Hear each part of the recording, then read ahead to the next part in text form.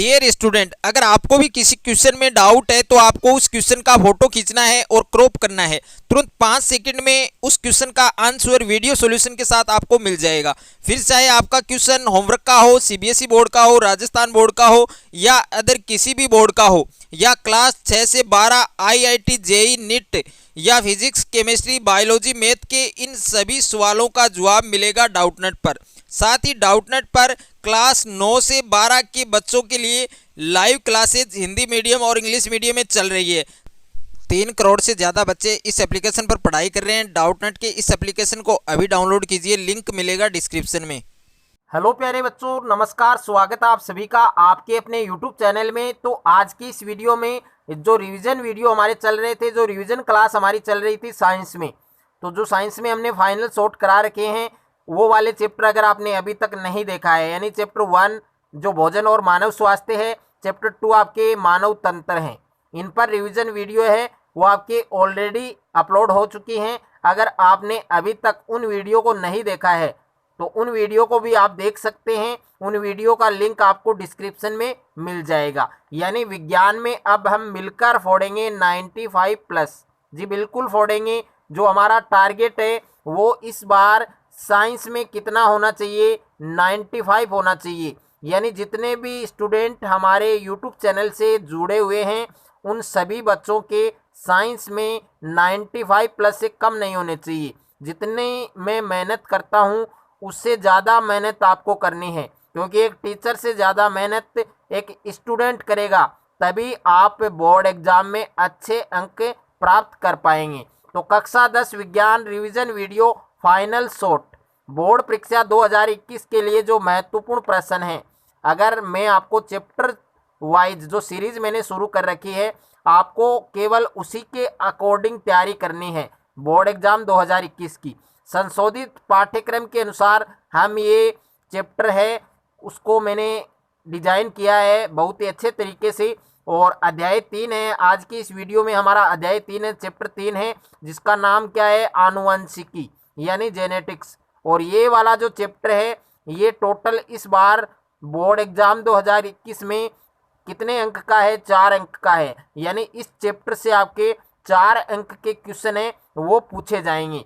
और किस प्रकार से क्वेश्चन आएंगे, कितने कितने मार्क्स के पूछे जाएंगे, तो वो भी मैं आपको बताने वाला हूं। तो देखिए, इस अध्याय से आपके, इस चैप्टर से आपके बोर्ड परीक्षा 2021 में 2 प्रश्न आपके 1 अंक के पूछे जाएंगे। यानी 2 जो क्वेश्चन आएंगे वो आपके 1 मार्क के पूछे जाएंगे और एक जो क्वेश्चन आएगा वो आपके 2 अंक का आएगा। यानी इस चैप्टर से इस बार टोटल 3 क्वेश्चन पूछे जाएंगे। 2 क्वेश्चन आपके 1 मार्क में पूछे जाएंगे और एक क्वेश्चन आपके 2 मार्क में पूछा जाएगा। यानी इस चैप्टर से आपके टोटल 4 अंक के क्वेश्चन है वो पूछे जाएंगे। तो वीडियो को आपको शुरू से अंत तक देखना है।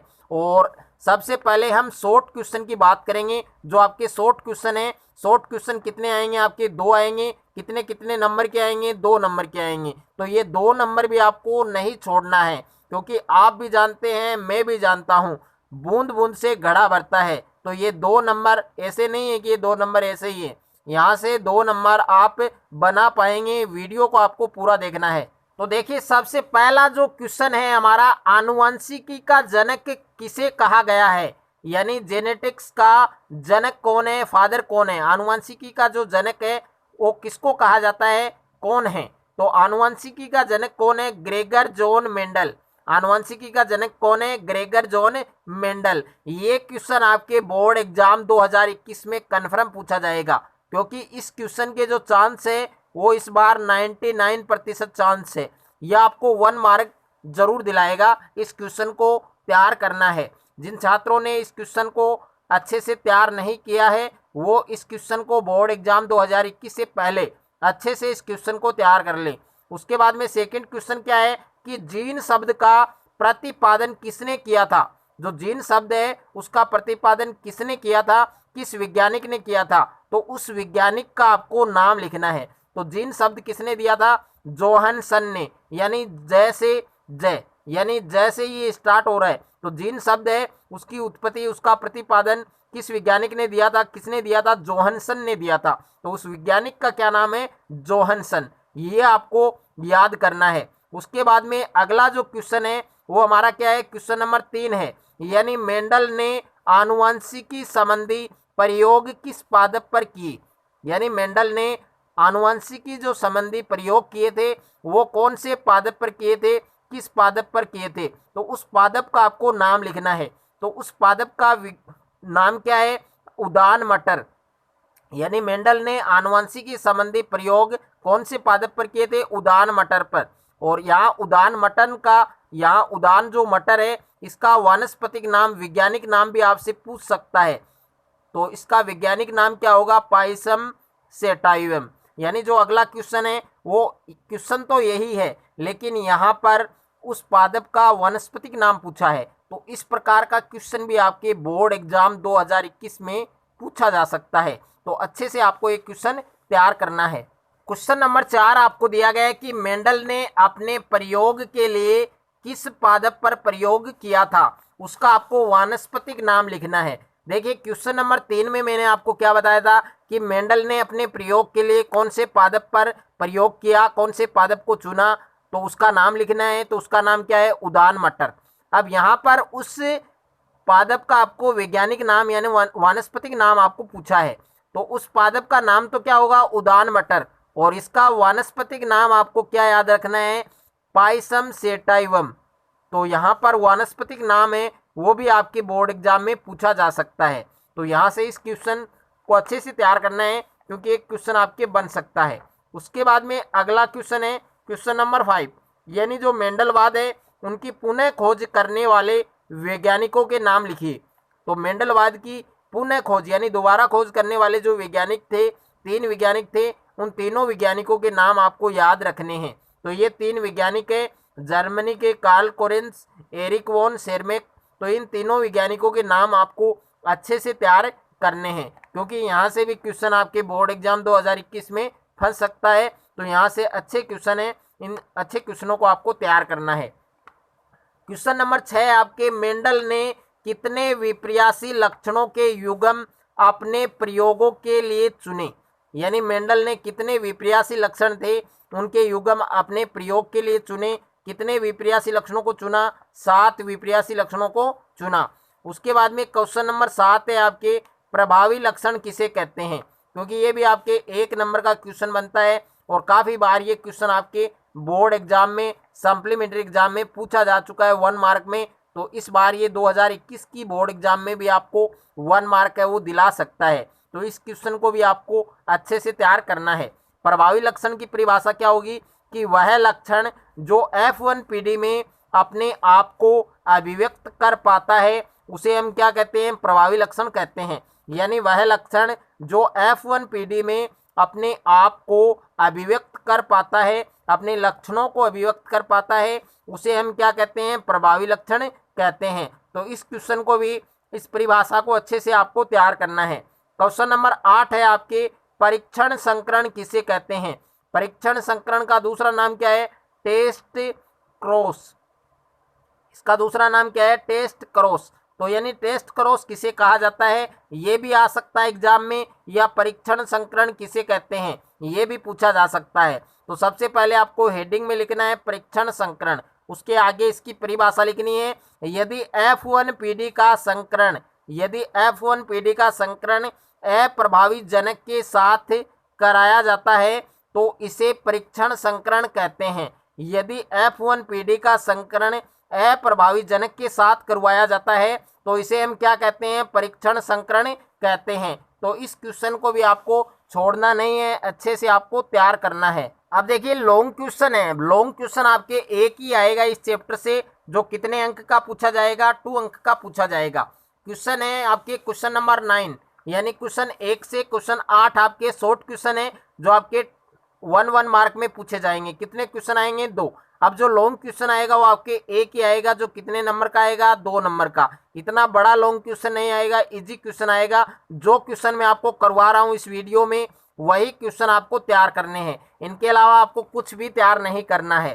तो क्वेश्चन नंबर 9 है आपके, मेंडल ने अपने प्रयोग के लिए मटर के पौधे को ही क्यों चुना। जो कारण थे वो आपको स्पष्ट करने हैं कि जो मेंडल है उन्होंने अपने प्रयोग के लिए मटर का जो पौधा है उसको ही क्यों सिलेक्ट किया, उसको ही क्यों चुना, उसके क्या कारण थे, तो वो कारण आपको लिखने हैं। तो यहाँ पर मैंने 4 कारण, बहुत ही इंपॉर्टेंट कारण, जो अगर आपने इन कारण को लिख दिया तो आप बोर्ड एग्जाम में ये जो क्वेश्चन आता है, अगर ये 4 कारण आप लिख के आते हैं जो इजी हैं, याद करने में भी आपके सरल हैं, जिसमें पहला पॉइंट क्या है, पहला कारण क्या है कि यह छोटा शाकीय पादप है। यानी जो मटर का पादप होता है वो एक छोटा पादप होता है और कम जगह में, ये जगह भी कम लेता है और कम जगह में कई पादप उगाए जा सकते हैं। यानी थोड़ी ही जगह में, कम ही जगह में हम मटर के कई पादप उगा सकते हैं। दूसरा कारण क्या है कि यह एक वर्षीय पादप है। जीवन चक्र छोटा होने के कारण वर्ष में 2-3 पीढ़ी प्राप्त कर सकते हैं। कि ये एक वर्षीय पादप होता है, इसका जीवन चक्र है वो छोटा होता है, इसके कारण एक साल में, एक वर्ष में हम इसकी 2-3 पीढ़ी है वो प्राप्त कर सकते हैं। तीसरा रीजन क्या है, तीसरा कारण है कि यह स्वपरागित पौधा है। मटर का जो पौधा होता है वो स्वपरागित होता है, क्योंकि जो पुष्प होते हैं वो द्विलिंगी होते हैं। मटर के जो पुष्प होते हैं, फूल होते हैं, वो क्या होते हैं, द्विलिंगी होते हैं। और इसमें 4 नंबर कारण क्या है कि इसका पुष्प नौकाकार होता है। इसका पुष्प है वो नौकाकार होता है। विम्पुसन विधि से कृत्रिम परागण कराया जा सकता है। विम्पुसन विधि से कृत्रिम परागण है वो कराया जा सकता है। उसके बाद में क्वेश्चन नंबर 10 है जो वेरी वेरी इंपॉर्टेंट है इस बार 2021 की बोर्ड एग्जाम के लिए। इस क्वेश्चन को आपको अच्छे से तैयार करना है, क्योंकि इस क्वेश्चन के आपके जो चांस है बोर्ड एग्जाम 2021 में वो कितने प्रतिशत हैं, 99%। और जिस क्वेश्चन के ज़्यादा चांस होते हैं वही क्वेश्चन बोर्ड एग्जाम में फंसता है। आप जानते हैं मेंडल की सफलता के कारण, तो मेंडल की सफलता के 4 कारण आपको अच्छे से तैयार करने हैं। इसमें पहला कारण क्या है कि मेंडल ने एक समय में केवल एक ही लक्षण की वंशागति का अध्ययन किया। कि मेंडल ने एक समय में, एक टाइम में केवल एक ही लक्षण की वंशागति का अध्ययन किया। उसके बाद में दूसरा रीजन क्या है, दूसरा कारण क्या है कि मेंडल ने अपने प्रयोगों का दूसरी F2 तथा तीसरी F3 तथा इससे आगे की पीढ़ियों तक भी अध्ययन किया। कि जो मेंडल थे उन्होंने अपने प्रयोगों के लिए दूसरी, तीसरी और इससे आगे की जितनी भी पीढ़ियां थी उन सभी पीढ़ियों का अध्ययन किया। तीसरा रीजन क्या था, तीसरा कारण क्या था कि जो मेंडल हैं वो भाग्यशाली थे। मेंडल क्या थे, भाग्यशाली थे। उन्होंने जिन 7 युग्म लक्षणों का अध्ययन किया वे सभी अलग अलग गुणसूत्रों पर पाए जाते हैं। कि मेंडल है वो भाग्यशाली थे, उन्होंने जिन 7 युग्म लक्षणों का अध्ययन किया वे सभी अलग अलग गुणसूत्रों पर पाए जाते हैं।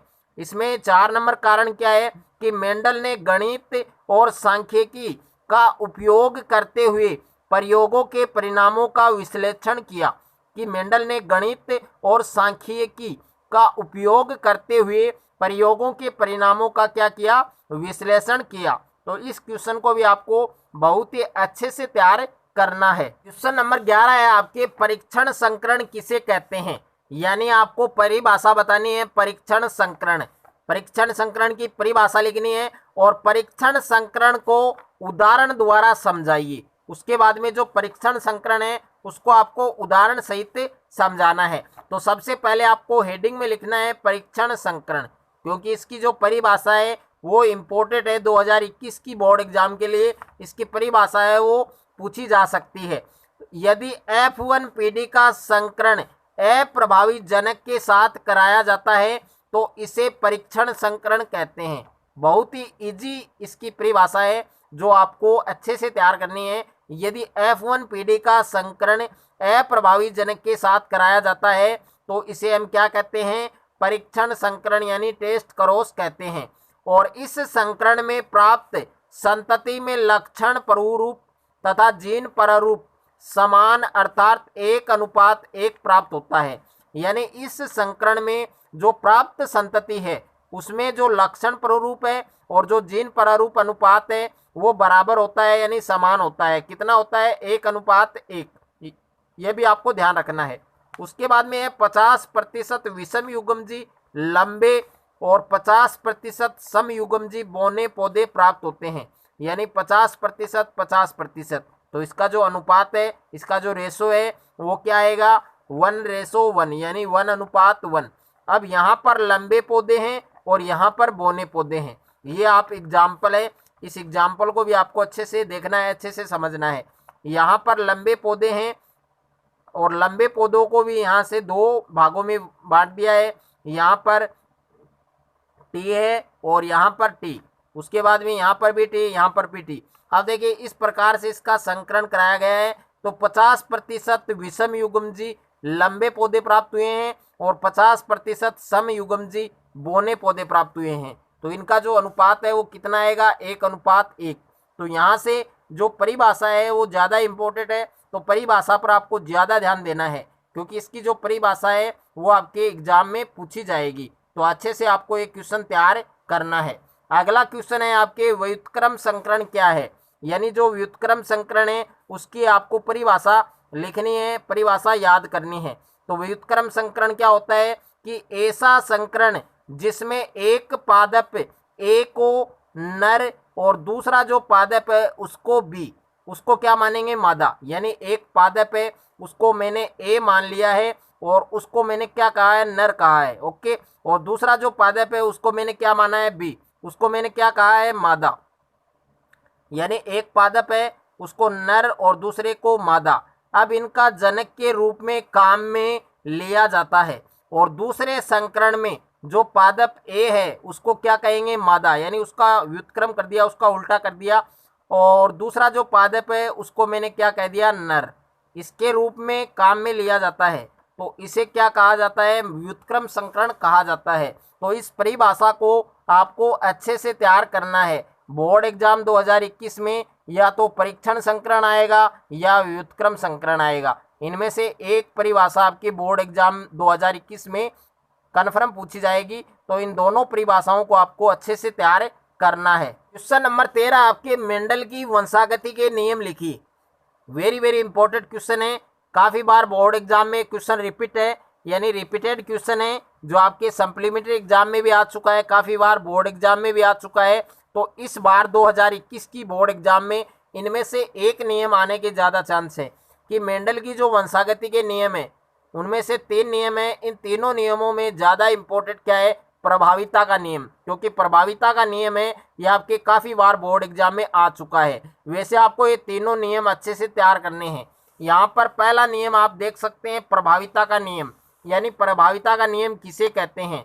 तो इस नियम के अनुसार जब परस्पर विरोधी लक्षणों वाले एक ही जाति के 2 पौधों या जनकों के बीच संकरण कराया जाता है तो प्रथम पीढ़ी यानी F1 में वही गुण प्रदर्शित होता है, वही गुण प्रकट होता है जो क्या होता है, प्रभावी होता है। और इसी को क्या कहा जाता है, प्रभाविता का नियम कहा जाता है। यानी इस नियम के अनुसार जब परस्पर विरोधी लक्षणों वाले एक ही जाति के 2 पौधों या जनकों के बीच संकरण कराया जाता है, क्रॉस कराया जाता है, तो प्रथम पीढ़ी यानी F1 में वही गुण प्रकट होता है, प्रदर्शित होता है जो क्या होता है, प्रभावी होता है। और इसी को हम क्या कहते हैं, प्रभाविता का नियम कहते हैं। तो ये आपको अच्छे से तैयार करना है। उसके बाद में सेकंड है आपके पृथक्करण का नियम, और इसका दूसरा नाम क्या है, विषयोजन का नियम। तो ये भी आपको ध्यान रखना है कि जो पृथक्करण का नियम है उसको हम युग्मकों की शुद्धता का नियम भी कहते हैं। पृथक्करण का नियम या विषयोजन का नियम या युग्मकों की शुद्धता का नियम। तो इस नियम के अनुसार प्रत्येक जीन जोड़ी के कारक यानी जीन युग्मकों के निर्माण के समय एक दूसरे से पृथक होकर यानी अलग होकर अलग अलग युग्मकों में चले जाते हैं। यानी इस नियम के अनुसार प्रत्येक जीन जोड़ी के कारक जीन युग्मकों के निर्माण के समय एक दूसरे से अलग होकर अलग अलग युग्मकों में चले जाते हैं और युग्मनज निर्माण में ये कारक पुनः एक दूसरे के साथ आ जाते हैं। इसी प्रकार जीन या कारक द्वारा अपना अस्तित्व या जीन की शुद्धता बनाए रखने के कारण इस नियम को युग्मकों की शुद्धता का नियम या पृथक्करण या विषयोजन का नियम कहते हैं। तो इस नियम को भी आपको तैयार करना है। और यहाँ से ज़्यादा इम्पोर्टेंट की हम बात करें तो प्रभाविता का नियम है वो ज़्यादा इंपॉर्टेंट है। उसके बाद में तीसरा नियम क्या है, मेंडल की जो वंशागति का तीसरा नियम है उसका क्या नाम है, स्वतंत्र अभिवन का नियम। स्वतंत्र अभिवन के नियम के अनुसार, यानी इस नियम के अनुसार, जब दो जोड़ी विपरीत लक्षणों वाले एक ही जाति के दो पौधों के बीच परंपरागत द्वारा एक ही साथ संकरण कराया जाता है तो उनमें विपरीत लक्षणों का प्रत्येक जोड़ा स्वतंत्रता पूर्वक अपना प्रदर्शन करता है। यानी इस नियम के अनुसार जब दो जोड़ी विपरीत लक्षणों वाले एक ही जाति के दो पौधों के बीच परपरागण कराया जाता है, परपरागण द्वारा एक ही साथ संकरण कराया जाता है तो उनमें जो विपरीत लक्षण हैं उनका प्रत्येक जोड़ा, प्रत्येक पेड़ स्वतंत्रता पूर्वक अपना प्रदर्शन करता है। तो इसे हम क्या कहते हैं, स्वतंत्र अभिवन का नियम। तो ये क्वेश्चन आपको अच्छे से तैयार करना है।